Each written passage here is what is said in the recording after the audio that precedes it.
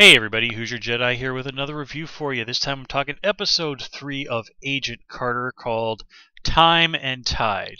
And I really do like the title of this episode just because it reminds me of, oddly enough, a famous story from the Aquaman comics of the same name. But anyway, so let's kind of get right into things here. And the main thrust of this episode is really just to kind of flesh out Jarvis some more and really spell out for us that Peggy is going to have to pay a very heavy price in order to do what it is that she does.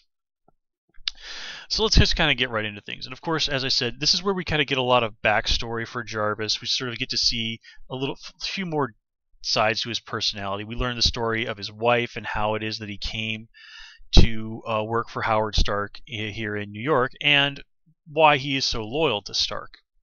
And of course, this is basically all just sort of Stark made sure that he and his wife were able to kind of get out of Eastern Europe. Now, quick history lesson here is basically Jarvis mentions that he met his wife while she was working at a hotel in Prague. Now, these days, Prague is part of the Czech Republic.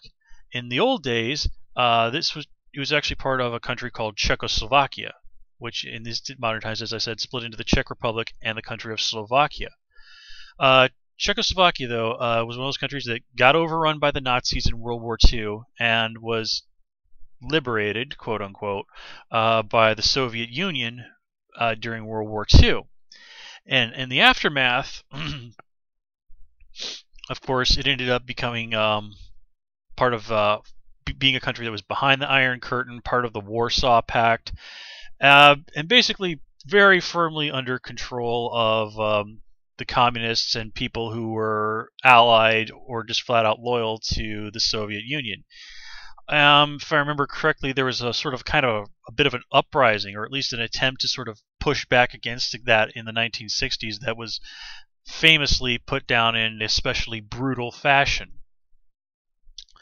So basically, what we're looking at here, and Jarvis is a guy who's smart enough to see the writing on the wall, is that his wife was stuck in a place that was basically going to be under the boot heel of some very brutal guys for about the next 45 years, is how it was going to shake out. So that being the case, you can kind of understand why Jarvis would definitely not want his wife out of there.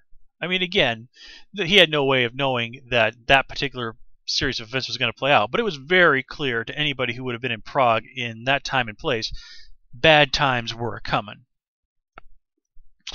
Now, of course, so this is why the threat of having his wife deported is so scary, because, 1946 Eastern Europe, probably not a really fun place to be. Now, they never specifically say they're going to send her back to Czechoslovakia. I mean, she is married to a British guy, so theoretically they could mean she'd have to leave the US and go to the UK.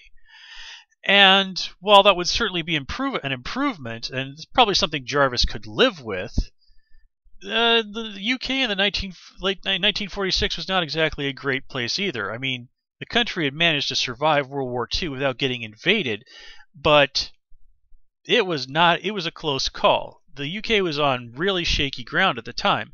And if I remember my British history correctly, it would be until 1952, 1953 before they ended rationing.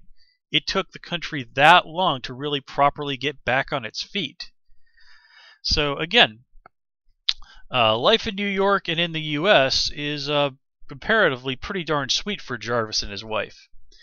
And then there's, of course, just his flat-out general loyalty to Howard Stark for really sort of stepping in there and, really helping him out when he was at a low point. And just the fact that, Jarvis was willing to, at least technically, commit treason to save his wife, and he did ultimately end up getting that dishonorable discharge from the British military. And if you look at a guy like Jarvis, a dishonorable discharge from the military, I mean, that's something that's really gotta hurt. It would have to be for something just unimaginably important that someone like Jarvis would do that. And of course, he did do that. He did that in order to protect his wife, who, as he does note, is Jewish. So again, being Jewish in late 1940s Eastern Europe, yeah, if you were still alive, you were one of the lucky ones. But yeah. So, of course, the whole thing of that Jarvis hasn't actually been charged with the crime, and in fact, neither has Howard Stark. Howard Stark, remember, is currently just under investigation. He has not been charged with any crime. And remember, the SSR guys are playing dirty. They've, quote-unquote, misplaced the paperwork of the police report that Jarvis filed about the car being stolen. And if they actually manage to get something out of him, I have a feeling that file probably would have been burned somewhere. So when Peggy inadvertently sort of destroys the investigation, like, oh, hey, here's that file, and Jarvis overhears it, he knows, like, oh, yeah, you guys got nothing. You guys got nothing. There's the proof right there that I'm telling you the truth. You know it. I know it. I'm out of here. And, of course, Peggy does this. It's basically kind of throwing herself on the grenade, not unlike Captain America. And, of course, you know, her bosses and coworkers just absolutely go to town on her for this. And, again, this is part of the price she's going to have to pay. She just cannot show how competent she is without bringing a whole mountain of trouble down on her head.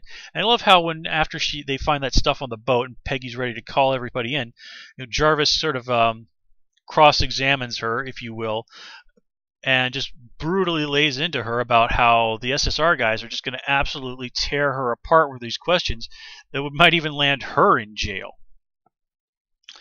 And, you know, that's kind of the great problem for Peggy. You know, she is limited by the society around her. She can do all of these incredible and amazing stuff. She can be, you know, like one of the greatest secret agents in the world. But just because of the society in which she is in, she has to operate with these constraints. And, you know, Jarvis pointing out what happens if she shows all of this, like if she kind of calls it in with the SSR, what's going to happen there? And even at the boarding house, when that woman gets kicked out for letting her boyfriend sneak into the building, well, there again, there's another example of the constraints of the society in which Peggy is in, and how her behavior is sort of forcibly regimented to certain degrees.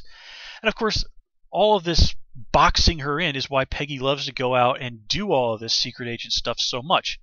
It's just really letting herself shine, letting her live up to her full potential.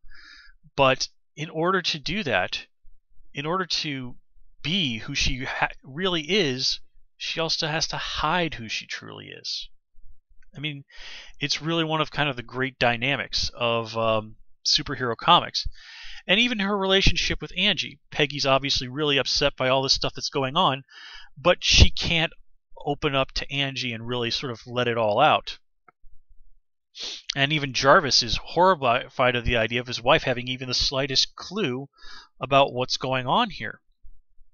And again, this is another one of the great contrasts of, you know, superhero stories. And, you know, kind of anything involves somebody having a secret identity or another life in general is, can you have intimacy without honesty? You know, it's sort of like how Superman always has to go, for years and years, had to go and tell all these ridiculous lies to Lois Lane, whom he loved and cared about greatly. And again, it's the same thing with Spider-Man, with Batman, and so many other heroes, that you constantly have to lie to the people that you love. So let's see. We're also introduced to the character of Dottie this episode. She's the new girl in Peggy's building. From what I've read, she's going to be a reoccurring character, but apart from that, I don't really know anything about her. And let's see. Yeah, nothing really big on the what's the deal with Leviathan front. I had a feeling that there was something else I was trying to say, but I can't think of what it was. But anyway, guys, I guess it's going to wrap it up here. As I said, this episode does a really nice job of showing us, you know, the constraints that Peggy has to operate under, making all that really clear, really showing us that, you know, these things are really going to take a toll on her emotionally. I mean, I mean, she also did have her last roommate murdered as well, so, you know, having one of her coworkers murdered, even if it was somebody who was a big jerk. Oh man, that's gotta hurt. And even seeing that his coworkers, who also didn't particularly like, I think his name was Kosminski, are also super upset by this, that kind of makes them seem more human. Yes, they overreact to what Peggy did, but, kind of in an emotionally charged situation like that, people are going to overreact. That's just the way human beings are. And, yeah, I kind of think that does it. So I'm going to wrap it up here, guys. As always, comment, rate, and subscribe. And of course, you can follow me on Twitter at Hoosier Jedi. Till next time, take care and have a good